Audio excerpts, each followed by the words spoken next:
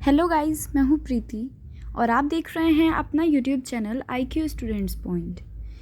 वैसे इस वीडियो में मैं बात करूँगी ओपन बुक एग्जामिनेशन के बारे में।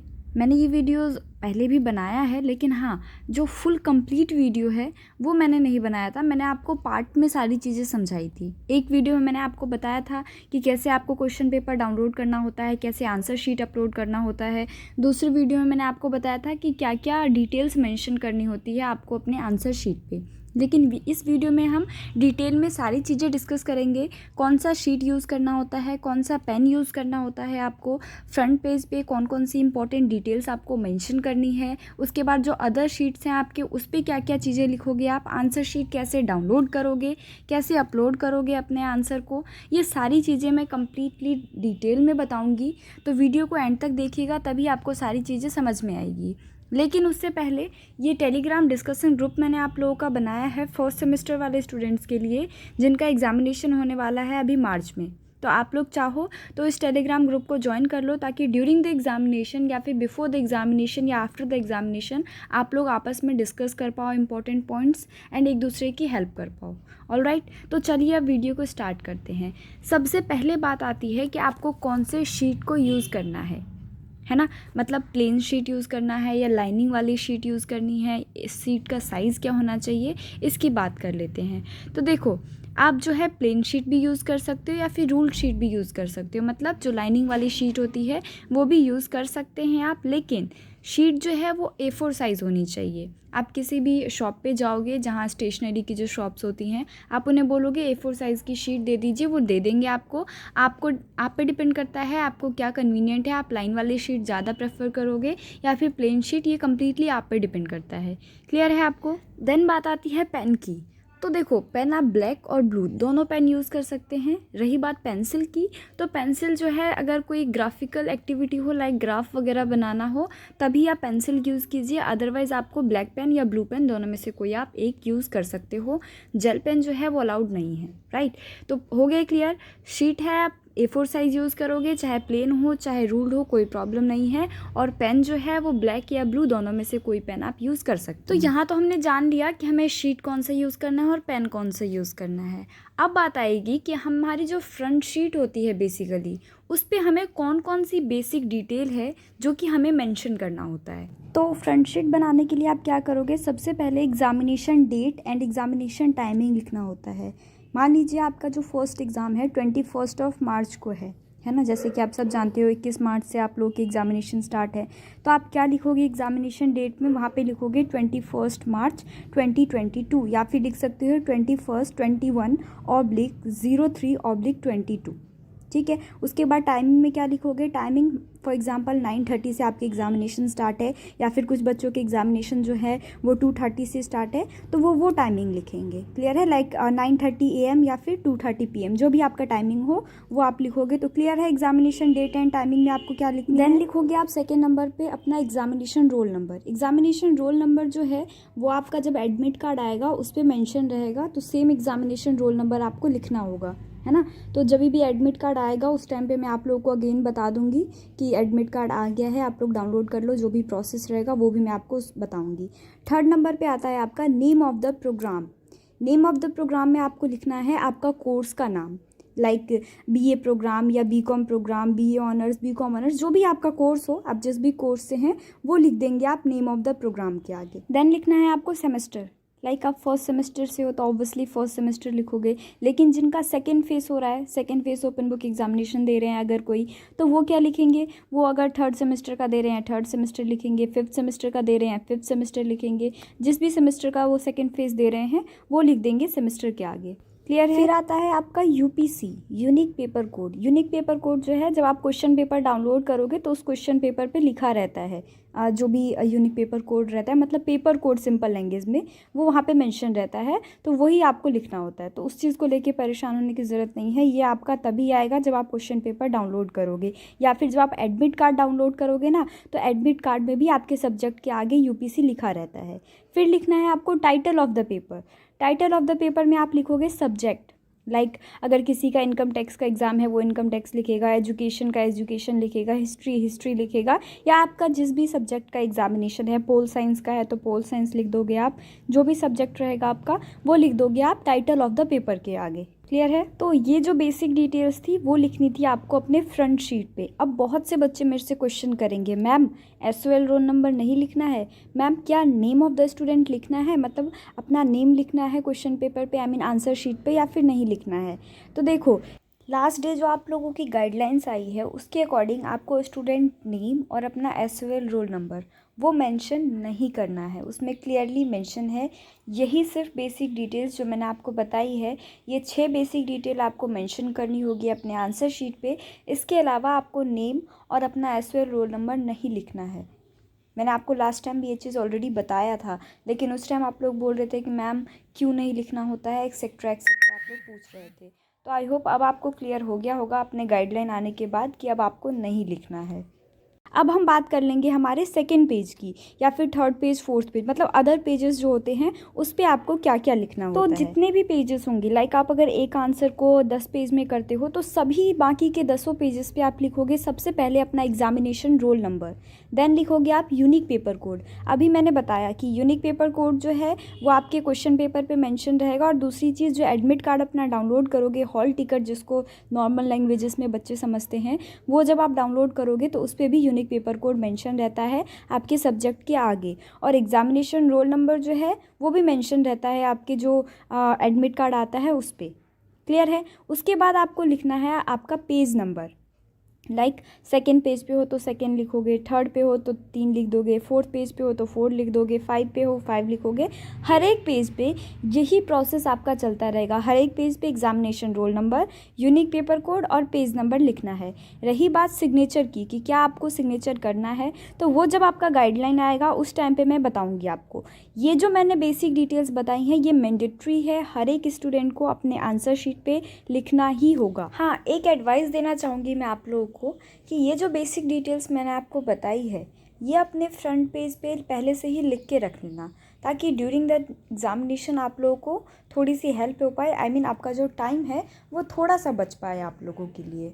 अब मैं आपको बताती हूँ कि क्वेश्चन पेपर बेसिकली किस टाइप के होते हैं, लाइक क्वेश्चन किस टाइप से आते हैं, आपको कैसे आंसर देना होता है, टाइमिंग कितना मिलता है, एक्सेट्रा एक्सेट्रा।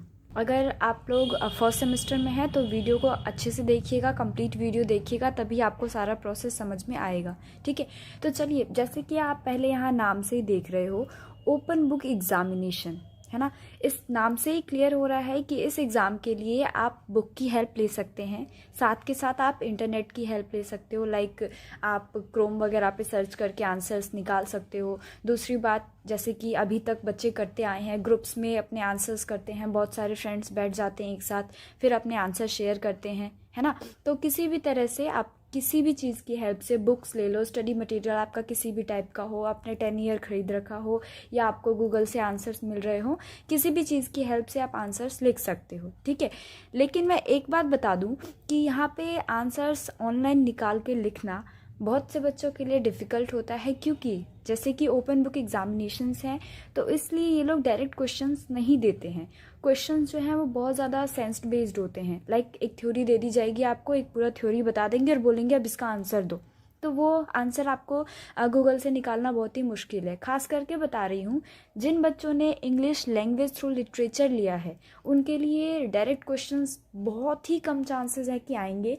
ज़्यादातर क्वेश्चन थ्योरी में ही आते हैं और उसी में से आपको आंसर पूछे जाते हैं। स्पेशली बात कर रही हूँ लैंग्वेज थ्रू लिटरेचर वाले स्टूडेंट्स के लिए। अदर कोर्स के स्टूडेंट जो हैं उनके लिए भी बहुत हद तक सेंस बेस्ड क्वेश्चन रहता है, डायरेक्ट क्वेश्चन बहुत कम ही हमें देखने को मिलता है इसमें। ठीक है, उसके बाद जो है आपको ये जो एग्जामिनेशन है आपका ये ऑनलाइन होगा।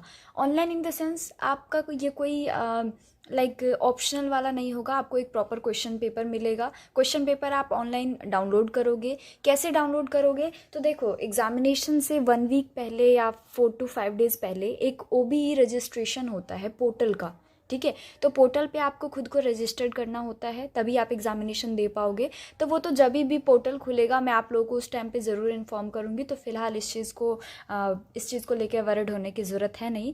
हाँ, तो मैं प्रोसेस बता रही थी आपको। तो क्या करोगे आप, OB पोर्टल पे रजिस्टर्ड कर दोगे। जिस दिन एग्जामिनेशन होगा उसी पोर्टल पे आपको अगेन लॉगिन करना है।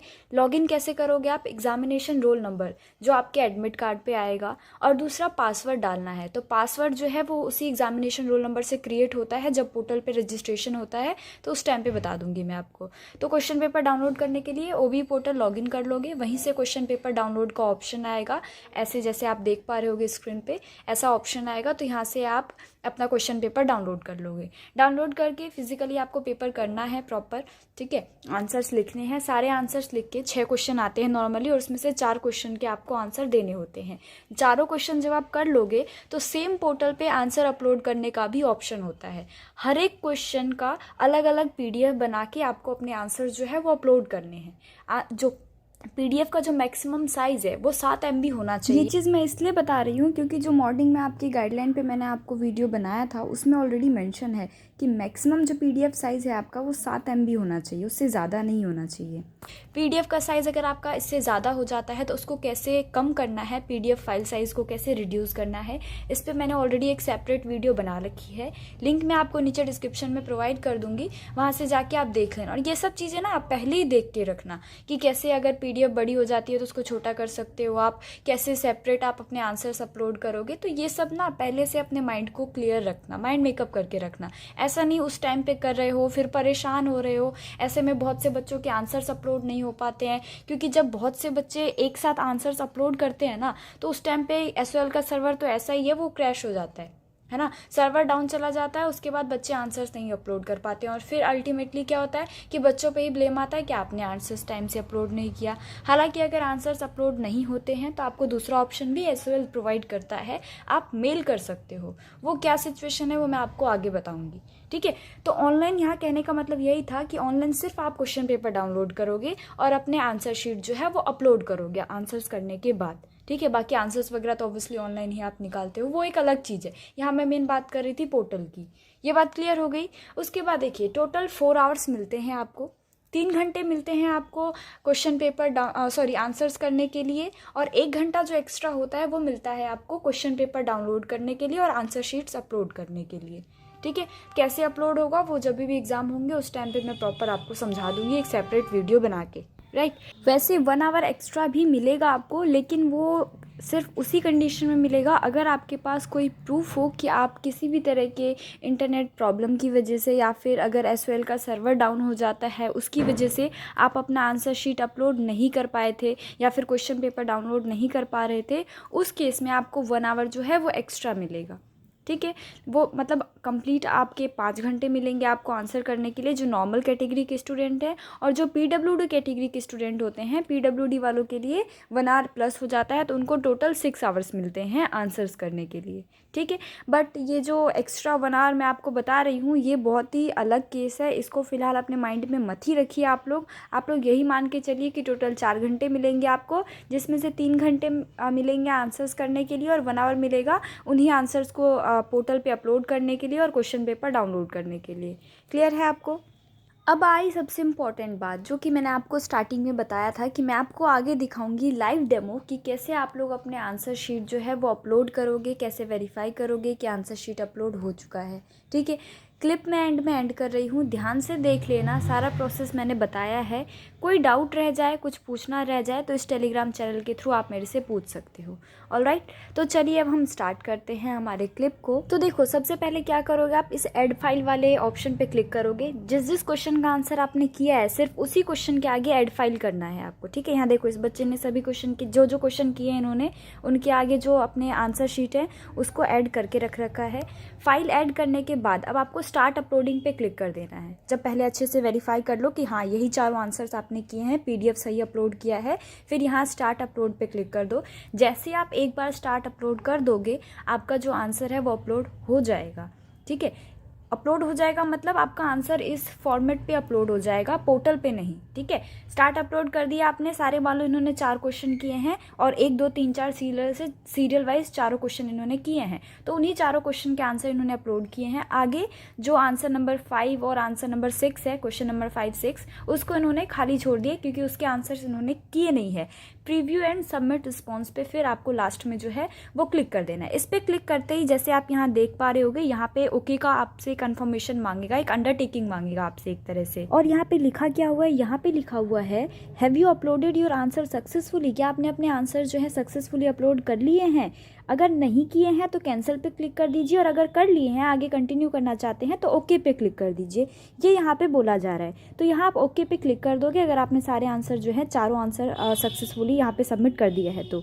ऑलराइट, इसके बाद भी देखो यहाँ पे अगेन ऑप्शन आ रहा है, व्यू कर लो अपने आंसर्स को दोबारा से अगर आप करना चाहते हो, अगर अभी भी आप डाउट में हो, और अगर नहीं हो डाउट में तो फाइनल जो है नीचे यहाँ पे स्क्रॉल करो आप। नीचे स्क्रॉल करने के बाद अभी देखो, जब आप यहाँ नीचे अगेन स्क्रॉल करेंगे तो यहाँ पे लिखा हुआ है आपका एक और अंडरटेकिंग है, इस पे आई एग्री पे क्लिक करके आपको कंटिन्यू कर देना है। तो यहाँ पे इन्होंने भी I agree and submit response पे क्लिक कर दिया। ये फाइनल स्टेप रहेगा, इसके बाद अगेन आपको ऑप्शन नहीं मिलेगा। तो देखो जब इस पर क्लिक करेंगे तो यहाँ पे एक पॉपअप आपको शो हो रहा है। यहाँ पे क्या लिखा हुआ है, आर यू श्योर, आप श्योर हो अपने आंसर्स को सबमिट करने के लिए। तो यस, आपको यहाँ पे ओके पे क्लिक कर देना है। इसके बाद जब आप इस पर क्लिक कर दोगे तो कुछ ऐसा इंटरफेस शो होगा आपको। अभी देखो ये आपका फाइनल कंफर्मेशन यहाँ पे बता रहा है, यहाँ पे लिखा हुआ है इन्फॉर्मेशन के आगे answer sheet uploaded successfully, confirmation mail send to your registered email ID. तो कहने का मतलब ये है कि आपने जो भी आंसर सबमिट किए वो सक्सेसफुली सबमिट हो चुका है, और जो कंफर्मेशन मेल है स्कूल ऑफ ओपन लर्निंग की तरफ से वो आपके रजिस्टर्ड मेल आईडी पे भेज दिया गया है। रजिस्टर्ड मेल आईडी से यहाँ कहने का मतलब है जो आपने एडमिशन के टाइम पे मेल आईडी दी होगी उसी मेल आईडी पे जो है कंफर्मेशन मेल आएगा। और ये कंफर्मेशन मेल आना बहुत ही ज़्यादा इंपॉर्टेंट होता है, इवन मैंडेटरी कह सकते हैं इसको, ठीक है। तो ये फाइनल यहाँ देख लिया आप। देखो जब नीचे स्क्रॉल करोगे तो यहाँ पे आपको आपके सारे आंसर्स वगैरह यहाँ नीचे स्क्रॉल करने पे शो हो रहे हैं। आंसर नंबर 1 आपने अपलोड किया है, कितने बजे अपलोड किया है, टाइमिंग क्या थी उसकी, ये सारी चीज़ें यहाँ पे मेंशन है ना। तो ऐसे ही आपको भी करना होगा। अगर कुछ भी चेंजेस होते हैं इसमें तो मैं आपको अगेन इन्फॉर्म करूँगी जब आप लोगों की गाइडलाइंस आएगी उस टाइम पे। फिलहाल ये जो मैंने आपको दिखाया है ये लास्ट सेमेस्टर का था, क्लियर है। तो आज की वीडियो में फ़िलहाल बस इतना ही। आई होप मैं आप लोगों के डाउट्स अच्छे से क्लियर कर पाई होंगी, बट स्टिल मैंने बताया कि कोई भी डाउट हो तो आप क्लियरली हमसे पूछ सकते हैं विदाउट एनी हेजिटेशन। नीचे कमेंट बॉक्स में या फिर टेलीग्राम पे आप हमसे पूछ लीजिएगा। हम जब भी फ्री होंगे बिल्कुल कोशिश करेंगे कि आपकी कमेंट्स की रिप्लाई कर पाएँ। So thanks for the watching this and best of luck all guys.